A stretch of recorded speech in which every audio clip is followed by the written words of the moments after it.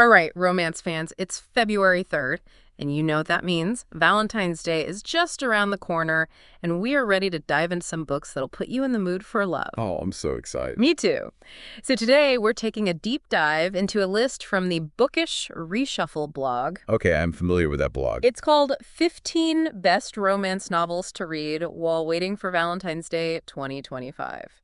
Catchy, right? Well, it's got that warm, inviting feel, like their tagline, book reviews, travel logs, photographs, wandering stories with a cup of chai. Makes you want to curl up with a good book, right? Exactly.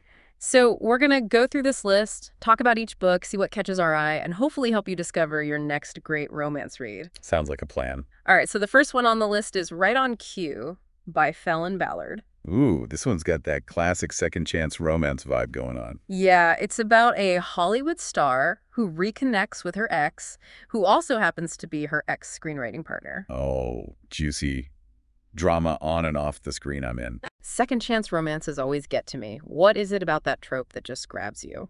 I think it's that longing for reconciliation, that hope for a second chance, you know? Plus, there's that built-in history between the characters, which is just so compelling. You're totally right. It's like you're rooting for them to rediscover what they lost, but also to grow from their past mistakes.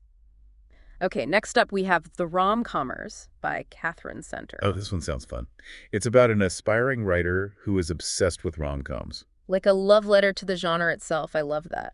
What do you think it is about those creative types in love that just draws readers in? I think a lot of people identify with the struggle of pursuing a creative passion.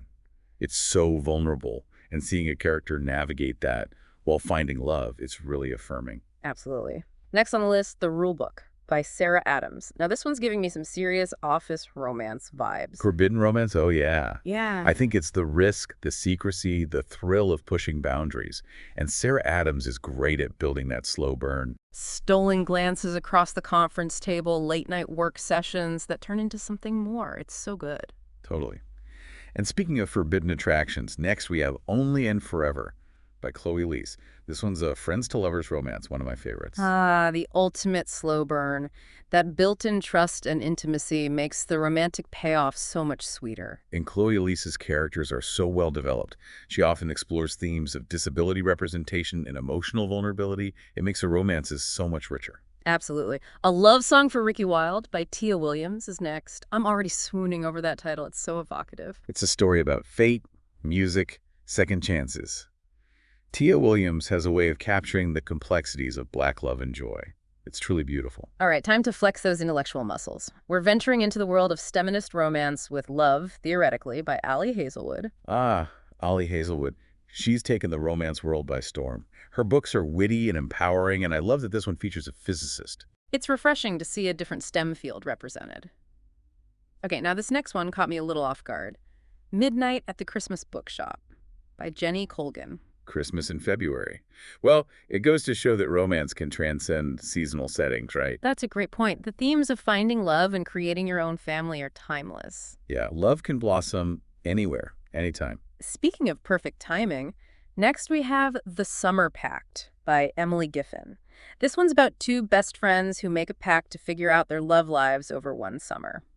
Emily Giffen is amazing at writing about those complicated female friendships. And of course, we've got the friends to lovers trope, which is always a hit. Why do we think that trope is so popular? Well, we all crave that deep connection with someone who truly gets us. And who better than a best friend? They know your quirks, your secrets. They already understand you on a deep level. It's like they're already halfway to understanding your heart. Okay, now this title intrigues me. The Other Side of Disappearing by Kate Claiborne. It just sounds so mysterious. Oh, this one's a slow burn, with some mystery and healing thrown in. It explores themes of grief and second chances. I think it will appeal to readers who like a more emotionally resonant romance. Okay, now Magnolia Parks. The Long Way Home by Jessa Hastings sounds like it's packed with drama. Love, heartbreak, second chances. Sign me up. It seems like it. Jessa Hastings is known for writing really relatable characters, and that title, The Long Way Home, suggests a journey of self-discovery. I love that. Now this one, The Boyfriend Subscription by Stephen Salvatore, has caught my attention. I feel like it's going to be very modern and maybe a little edgy. I was thinking the same thing. More and more, we're seeing books that explore dating apps and the complexities of modern relationships. It's a reflection of our reality. I love that authors are tackling these topics. It makes the stories feel so relevant, and The Boyfriend Subscription sounds like a fun take on the whole fake relationship trope. Right. And speaking of fake relationships, next we have The Decoy Girlfriend by Lily Vale. It's got fake dating, hidden identities. This one sounds like a wild ride. Why do you think those fake relationship tropes are so popular? It's that classic forced proximity and forced intimacy. Throw two people together who wouldn't normally choose to be a couple and watch what happens. There's just something so exciting about watching two people who are pretending to be in love start to develop real feelings. It's like the ultimate romantic gamble. It really is. And readers just eat it up every time. Okay, so moving on from fake relationships, let's talk about some real heat. Next on the list is Twisted Fate by Tessa Bailey. Oh, Tessa Bailey, the queen of steam. I know, right? She really knows how to bring the heat. What do you think makes her stand out from other authors in the steamy romance genre? Well, she definitely knows how to write a sizzling scene. But she doesn't just focus on the physical. She also creates characters you really care about, and she builds a strong emotional connection between them. So it's hot, but it's also got heart. Exactly. It's about striking that balance between passion and intimacy. This particular book also has a bit of a forbidden love element, which always amps up the intensity. Ooh, forbidden love. That always adds an extra layer of excitement and anticipation. Okay, let's switch gears a bit and talk about The Summer Proposal by V. Keeland. This one sounds like a classic V. Keeland romance, full of unexpected twists and turns. Unexpected love and life-changing choices. I'm already intrigued.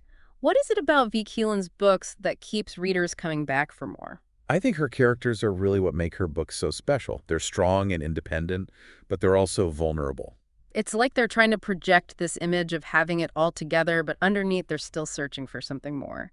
I think a lot of people can relate to that, especially in today's world. Absolutely. And I think that's why those unexpected love stories resonate so strongly with readers. It's a reminder that sometimes the best things in life come when we least expect them. Exactly. Sometimes you have to let go of your plans and just see where life takes you.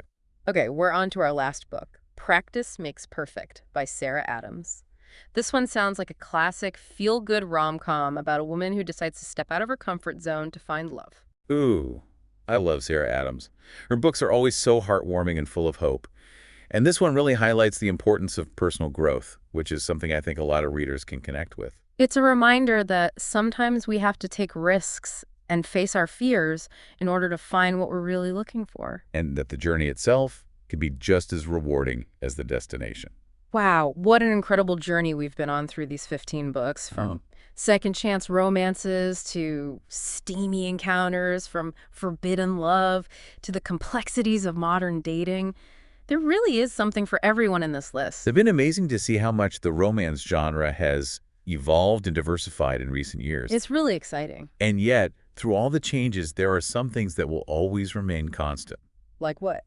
Well, the longing for connection, the excitement of falling in love, the belief in happily ever afters. Those are themes that will always resonate with readers. They're timeless. Exactly. And they're a reminder that love is a powerful force that can conquer anything. Okay, before we wrap things up, are there any final thoughts you want to leave our listeners with as they set out on their own romantic reading adventures? You know what? I would just say be open to trying new things. Don't be afraid to step outside of your comfort zone and explore different tropes or subgenres. You might just discover your next favorite author or book that way. Great advice. And I would add, remember that reading is supposed to be enjoyable. So pick up a book that speaks to you, get lost in the story, and let yourself be swept away by the magic of romance. You know, as we were discussing all these different books, it made me think, About what? well, about why we're so drawn to these stories. Yeah. I mean, what is it about romance that keeps us coming back for more? It's a good question. I mean, what is it about romance as a genre that has such staying power? Why do we keep coming back for more, you know? Well, I think part of it is that romance offers a sense of escape. It allows us to step into a world where love conquers all, where happy endings are guaranteed. Right. And in a world that can often feel chaotic and uncertain, that kind of escapism can be really appealing. Absolutely. It's like a little vacation for your heart and mind. I like that. a vacation for the heart. But it's not just about escapism, right? Right. Romance novels can also be really insightful. Oh, totally. They explore complex emotions and relationships in a way that can be both entertaining and thought-provoking. Yeah. I mean, they often delve into themes of intimacy, vulnerability, and communication, which are all essential elements of any healthy relationship. Exactly. And let's not forget about the importance of representation. Oh, absolutely. I mean, we're seeing more and more romance novels featuring diverse characters and storylines, which is so important for reflecting the real world and allowing readers to see themselves in these stories. Yes. Diversity in romance is not just a trend, it's a necessity. Well said. Okay, so as our listeners get ready to dive into their next romantic adventure, what advice would you give them? I think the most important thing is to find books that speak to your heart. Don't be afraid to try something new or step outside your comfort zone. You never know what you might discover. That's such great advice. And, at the end of the day, reading should be enjoyable. So